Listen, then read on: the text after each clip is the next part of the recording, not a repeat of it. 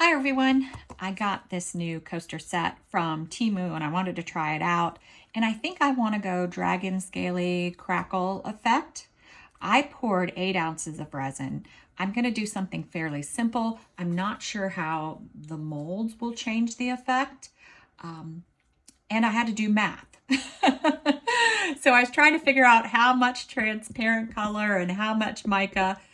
And I really ended up pouring them sort of close in the amount. I have 4.5 in my first cup, and I'm going to add Octopus Fluids Resin Ignite Blue to this. I am using Craft Resin 1:1 low viscosity resin. Because I have so much in here, I'm gonna do 10 drops.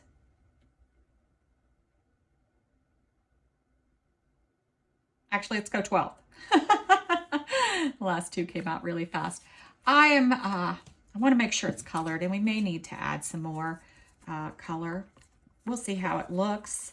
I wanted to mix them with you so that we could do the mica powder together for the crackle, because I do end up using more mica powder for it. And what I find is it's really important for the crackle effect that you have a heavy weight on your mica powder. And to do that, you definitely need to add more mica powder than usual. I think that looks pretty good. Maybe I'll do 3. No, I'm gonna leave it. All right, so now for our mica powder. I just wanna make sure you can see what I'm doing. I'm using Let's Resin Chameleon Powder Teal. And I'm hoping that the blue will define, or you'll be able to see the blue well in this color. We will see. See, look how big of a scoop I'm using. But I'm actually going to do 2 of those because I have more resin than I normally do for this effect. I have about twice the amount that I would normally do. So I did want to add a lot, again, to make it heavy. And I do think I'll need it pretty heavy because of the faceted shapes inside the molds. I'm not really sure, 100% sure what's going to happen with those. Just like when you do a round mold with the crackle, it works very well. But then you do a flower and it moves around things a little bit different. Or if you do like a, I don't know, quartz shaped or something, sometimes the mica powders and resins work off of those and makes it a little different. Just be sure to stir your mica powder really good. Don't want any lumps when you get done. All right, so with this effect, I usually add to my mold first. And this is another area where I'm not sure how it's going to work because I use this to help the mica powder move. Well, this is going to move completely different than I'm used to. So we'll see. And some of the molds might be easier for this. All right, I need to save just a little for my push at the end. Let me see. I have a feeling I need more in that one because of its shape, and maybe this one because of the little drops in it. All right, so now I'm going to add my mica powder.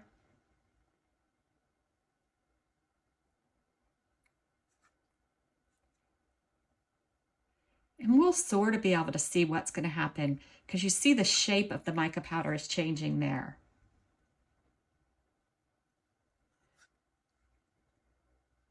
Might need to mix up some more mica powder for my coaster holder.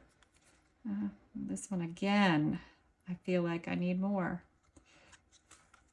All right, now I don't have a lot of room left in a couple of these to add my push, but I'll do the best I can. I think that's all I'm going to be able to do. This one I have a little bit more room.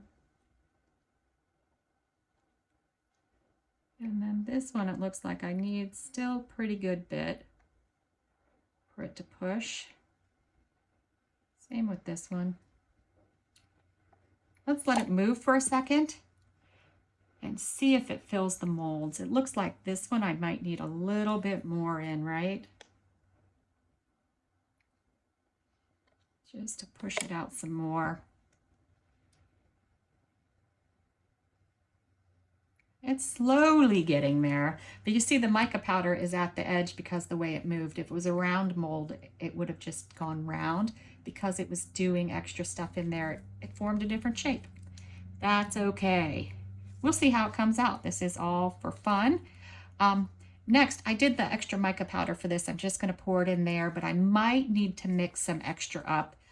So I'm going to do this off camera, and we'll come together when it's time to unmold these to see what we got. All right, let's see how these came out. I'm a little worried because of the design in the mold that it may not be awesome, but we will see. This one, I'm going to do that one last because that one I'm most worried about.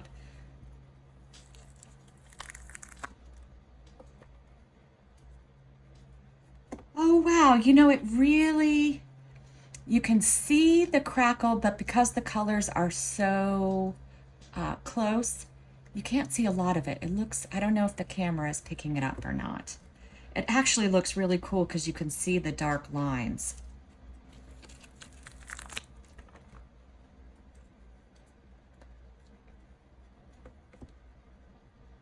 Let's do this one next.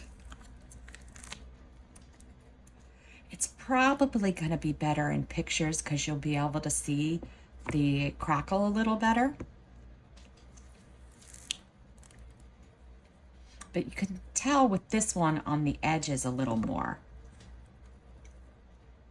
And of course, this I just did with the mica powder. My room was really cold last night, so it's not quite hardened yet.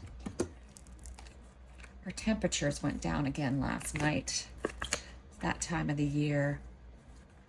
So this is the straight mica powder, so you can tell the difference that there is some crackling in those, but it'll look better when I do the pictures.